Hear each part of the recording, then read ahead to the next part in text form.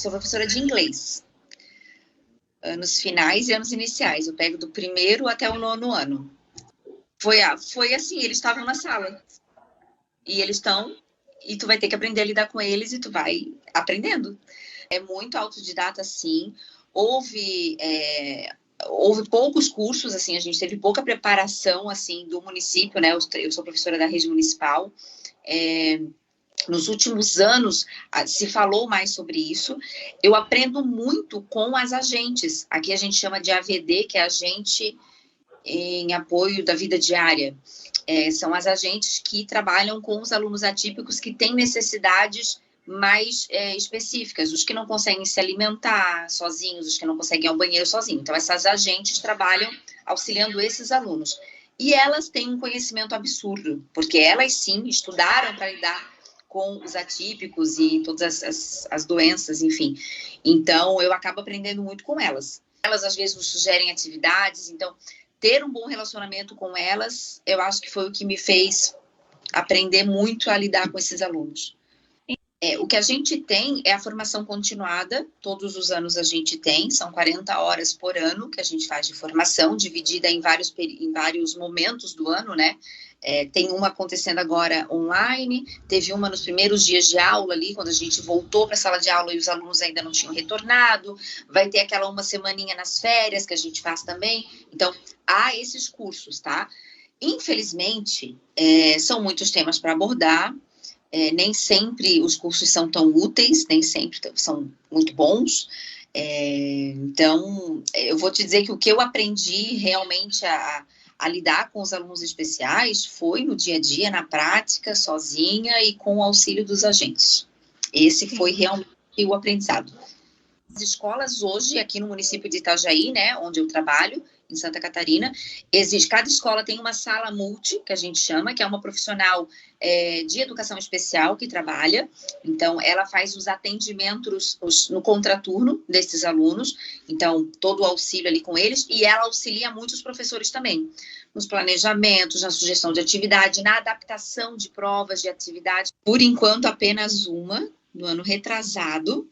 Ela foi minha aluna do 3º aninho, e era uma aluna que, a princípio, ela era muito pequenininha, ela era menor que os amiguinhos da turma, assim, muito magrinha, muito pequenininha, e a primeira característica que me chamou a atenção era que o olho dela, o branquinho do olho era azul. E aí eu não perguntei, porque a gente tá ali naqueles primeiros dias, eu tô naquela, tipo, tentando entender, né, não vou perguntando, assim, e tal. E aí, conforme foram passando os dias de atividades e tal, em algum momento eu falei, meu Deus, o teu olho é azul na parte branca? E aí ela falou, sim, professor, eu tenho ossos de vidro.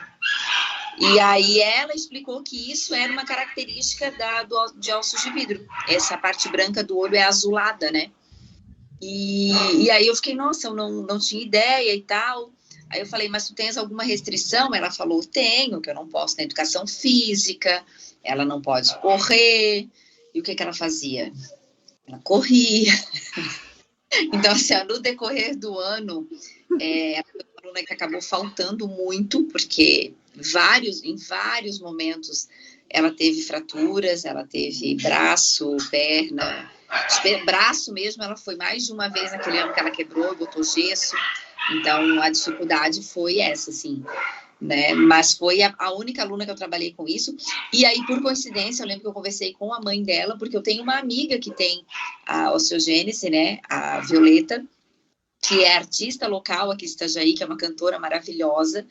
E eu lembro que eu comentei, nossa, eu conheço a Violeta, nossa, mostra para ela, porque é uma inspiração, né? Eles conhecerem outras pessoas que têm essa mesma doença e que estão aí, que estão vivendo, que estão crescendo, que estão trabalhando.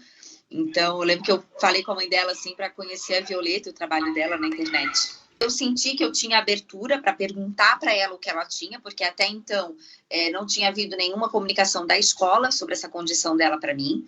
Né? Então, quando ela me contou, eu fui questionar daí a supervisão e falar, olha, né, qual é a condição dela?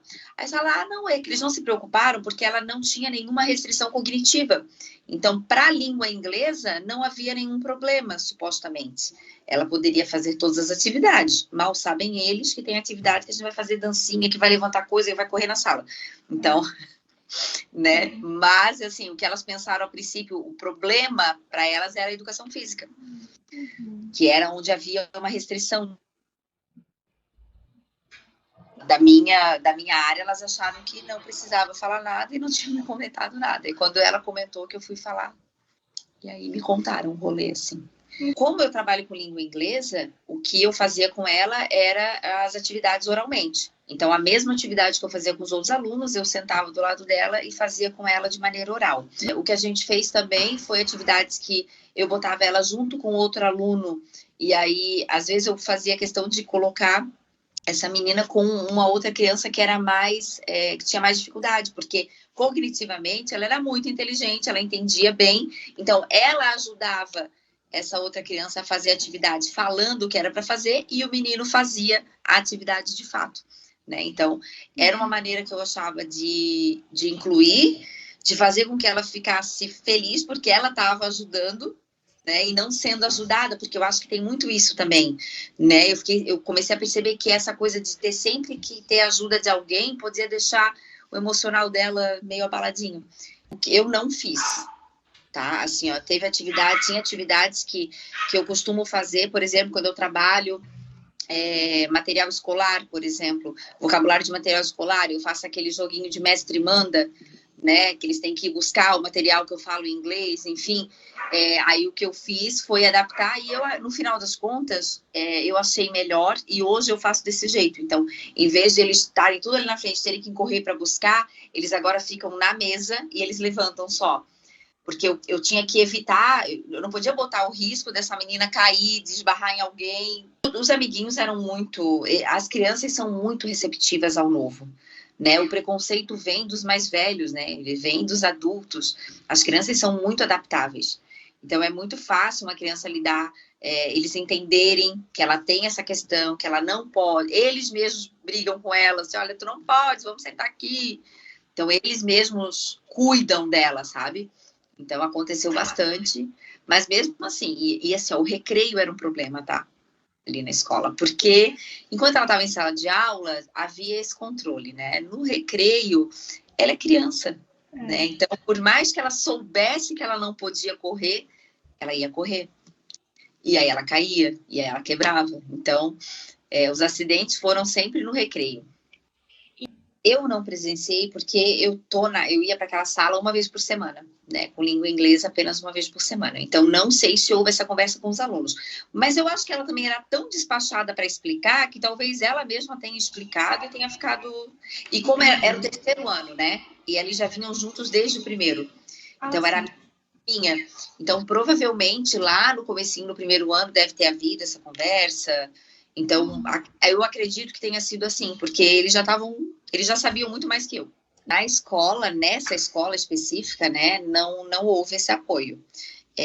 Da família, sim, né, assim, prontamente, mas também aí é uma questão também pessoal, porque eu não tenho problema de passar o meu telefone para um pai, para uma mãe.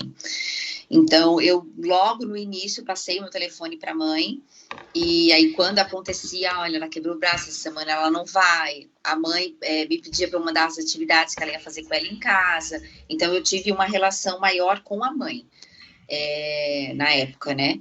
A escola, não. A sala multi, ela existia, tinha uma pessoa que ficava lá, mas não era muito... Eu acho, na verdade, ela era muito sobrecarregada.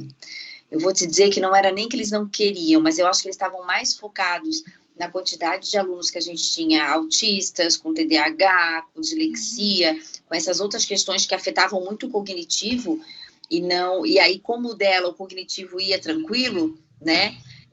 A parte física não era normalmente um impedimento, então eu acabava... Ela não precisava de uma atividade adaptada, no geral. Ela fazia a mesma atividade que os outros.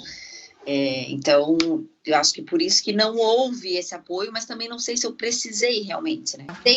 Então também não posso julgar essa parte. Existia ali na escola, né, a sala multi e tal, não era tão boa quanto a de uma das escolas que eu trabalho hoje, mas também não posso questionar porque eu também não precisei tanto, né? Eu sabia por causa da Violeta, né, dessa minha amiga. Ah, sim. Mas eu sabia muito pouco também. Eu sabia que era o que a gente chama popularmente dos ossos de vidro, que quebra com facilidade. Eu sabia que havia algumas que tinham deformidades, né? Ali na formação óssea mesmo, tinha que passar por cirurgias e coisas assim. Não sei se há níveis dessa doença, não sei maiores detalhes da doença. O que eu conheço é o que a Violeta posta e o que eu tive de contato com essa menina, mas sim, foi um ano só, uma vez por semana. Ela não foi um desafio cognitivo, então, né, ela era muito inteligente, ela se saía muito bem nas atividades, eu não precisei, nada foi desafiante com ela, né? A minha preocupação era que ela se sentisse bem.